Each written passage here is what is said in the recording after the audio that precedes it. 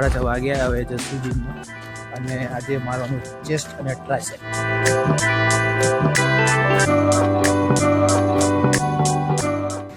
કેવું રીતે સવારે આવવાની મજા આવી? સવારે દરરોજ આપણે સવારે આવીશું જીમમાં, પબ્લિક એવું છે પણ સારું હતું, મજા આવે.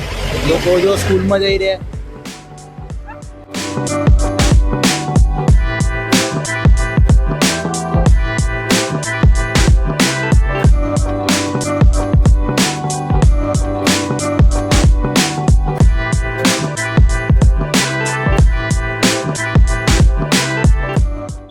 જીમમાંથી આવ્યા પછી હેલ્ધી ખાવું જરૂરી છે.